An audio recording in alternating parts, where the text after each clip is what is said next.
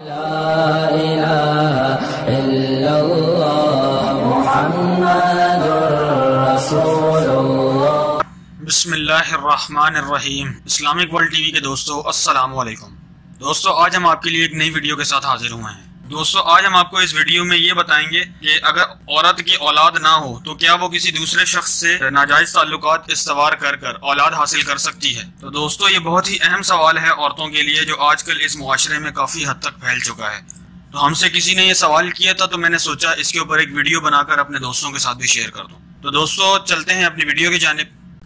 लेकिन इससे पहले हमारे चैनल के सब्सक्राइब बटन पर क्लिक करें और बेल आइकॉन पर जरूर क्लिक करें ताकि हर आने वाली नई वीडियो का नोटिफिकेशन आपको मिलता रहे। नाज़रीन कराम, इंडिया से एक खातून ने हमसे एक सवाल पूछा है जो मैं आज आपके साथ शेयर करने जा रहा हूँ। नाज़रीन, वो सवाल ये है कि उस खातून की शादी को 2 साल हो चुके हैं लेकिन औलाद नहीं हुई।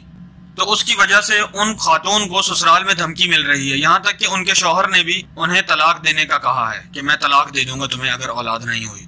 तो उसके लिए उनके जो ससुराल वाले हैं उन्होंने 2 चीजों की शराइत रखी है। नंबर 1, या तो तलाक ले ले। नंबर 2, या तो देवर के साथ नाजायज ताल्लुकात इस्तवार करके औलाद हासिल करे। दोस्तों, इस मसले के ऊपर आज मैं थोड़ी सी वजाहत कर दूं। तो मैंने उन बहन को तो जवाब दे दिया है, तो मैंने सोचा ये जवाब आपके साथ भी शेयर कर लूं। तो दोस्तों, ये रिवाज हिंदुओं में होता है कि वहां अगर किसी मियाँ बीवी की औलाद ना हो तो उन लोगों की सोच ये है कि वो फैमिली जो है जन्नत में नहीं जाएगी। मतलब उनके रिलीजन के हिसाब से ऐसा है। तो ये चीजें उनके अंदर पाई जाती हैं कि अगर औलाद ना हो तो वो अपने खानदान के अंदर किसी शख्स के साथ नाजायज ताल्लुकात इस्तवार करके औलाद हासिल कर लेते हैं और फिर वो औलाद उनकी कहलाती है। तो मेरे दोस्तों, मुसलमान अल्हम्दुलिल्लाह हमें अल्लाह ताला ने मुसलमान बनाया है, तो मुसलमानों के अंदर ऐसा कोई तरीकेकार मौजूद नहीं है। तो उस बहन से मैं ये कहना चाहता हूँ कि ऐसा काम करना इस्लाम में हराम है और जिना है, और ना ही इस्लाम में इस चीज की कोई इजाजत मौजूद है। आप अल्लाह ताला से मांगे, औलाद देने वाली जात अल्लाह ताला की है। अगर आपके हस्बैंड में कुछ प्रॉब्लम है तो आप इलाज करवाएं, इलाज मौजूद है इन चीज़ों के। अगर आपके अंदर कोई मेडिकली प्रॉब्लम है तो आप भी उसको सॉल्व करवाएं, अल्लाह ताला से दुआओं में मांगे। सूरह बकरा की आखिरी आयत पढ़कर अल्लाह ताला से मांगे, अल्लाह ताला आपकी दुआओं को कबूल फरमाएंगे।